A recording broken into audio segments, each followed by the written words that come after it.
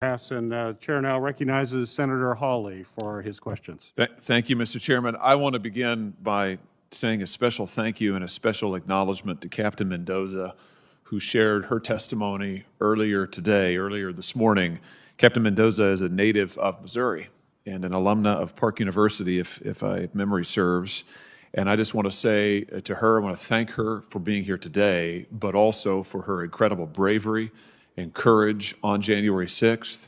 And on behalf of the entire state of Missouri, I want to say thank you for what you have done. Thank you for what you represent. And I also want to take that opportunity to say again now, as I said on the night of that terrible day, a thank you to all of the law enforcement from all of our various branches who responded in this dire emergency to face these criminal rioters, these violent criminals, to repulse them from the Capitol and to secure this space so that the work of Congress could continue. So thank you, and a special thanks to Captain Mendoza from the state of Missouri. Mr. Sund, if I could just return to the question about the National Guard activation. I'm a little bit confused about the timeline here, and I want to ask you, Mr. Irving, some questions just so I can get this clear in my own head. I'm looking at your written testimony.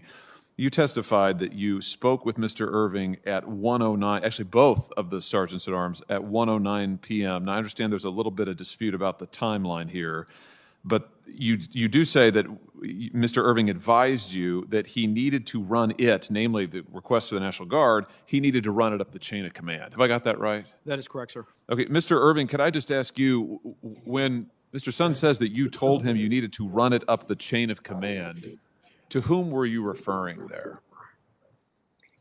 Senator, I do not recall a phone call at 1:09 when I was on the floor of the House during the Electoral College session. My phone records do not reflect a telephone call at that time. And had I received a call at that time, I had everyone with me. I had Mr. Stenger, leadership. We would have approved it immediately.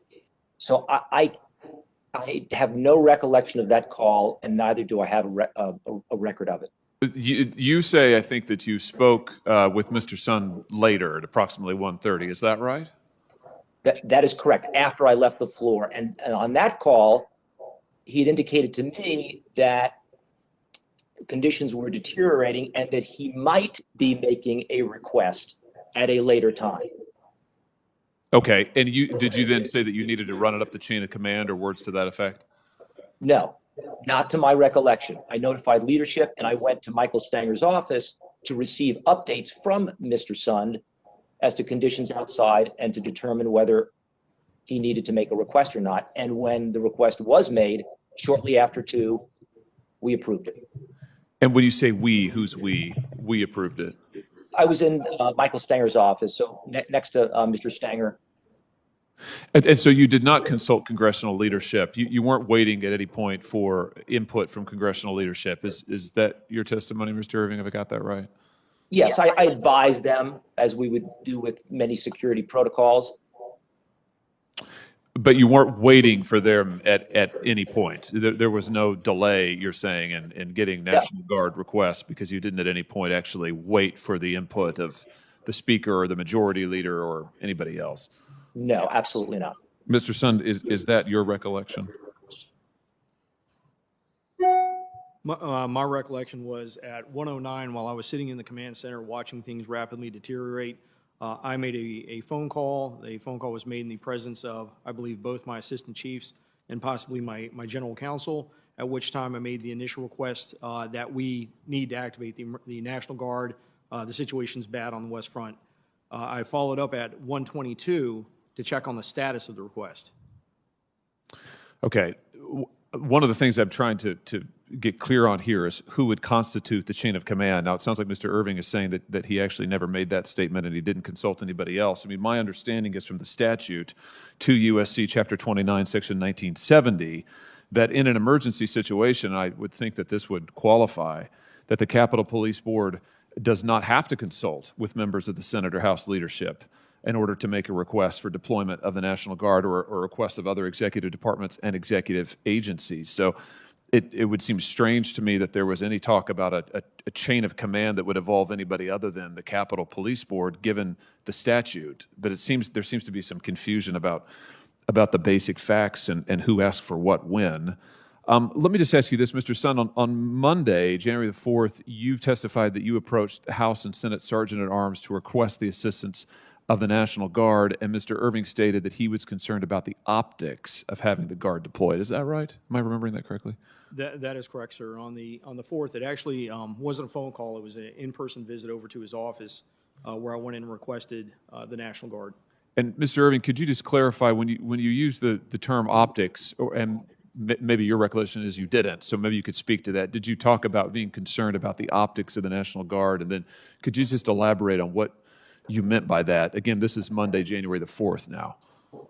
Yeah, on Monday, January the 4th, Senator, safety was always the deciding factor in making security plans. And the issue on the table was whether the intelligence warranted troops at the Capitol. And the conversation with Mr. Sun was not, I did not take it as a request. He was merely informing me that he had received an offer from the National Guard. And then when we included Mr. Stanger, the three of us discussed the specific issue as to whether the intelligence warranted the troops, and the answer was no. It was a collective answer, no. And then Mr. Stanger put forth his recommendation to have them on standby, and my recollection was Mr. Sun was very satisfied with that. In fact, he briefed the following day that he was satisfied, and I heard no concern anytime thereafter. Were you concerned, this use of the word optics, the appearance, what it would look like to have the Guard, this is what Mr. Sun has testified was a concern on January 4th, that there was a reluctance to request assistance because of the appearance.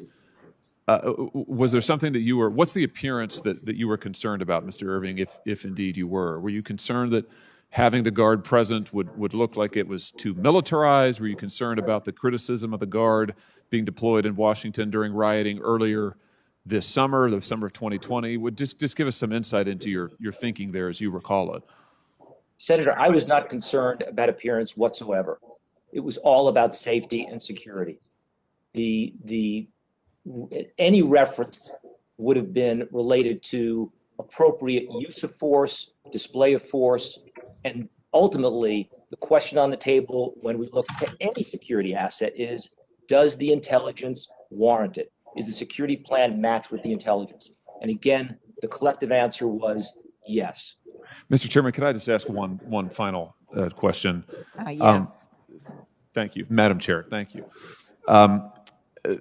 Speaker Pelosi has asked retired Lieutenant General Russell Honore to lead an immediate review of Capitol security in light of the attack.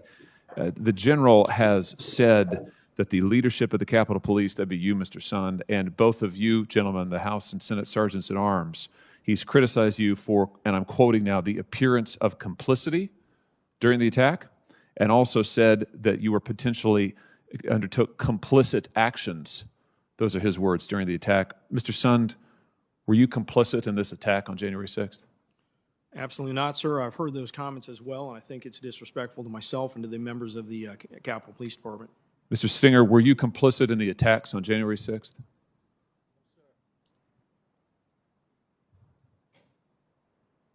Mr. Stinger, were you complicit in the attacks on January 6th? Exactly. Sure. Mr. Irving, were you complicit in the attacks on January 6th? Absolutely not, Senator. Yeah, of course none of you were. There's absolutely no evidence to that effect. And Mr. Sun, I think your comments are appropriately taken to allege that any of you, were complicit in this violent mob attack on this building, I think is not only extremely disrespectful, it's really quite shocking. And this person has no business leading any security review related to the events of January 6th. Thank you for your indulgence, Madam Chair.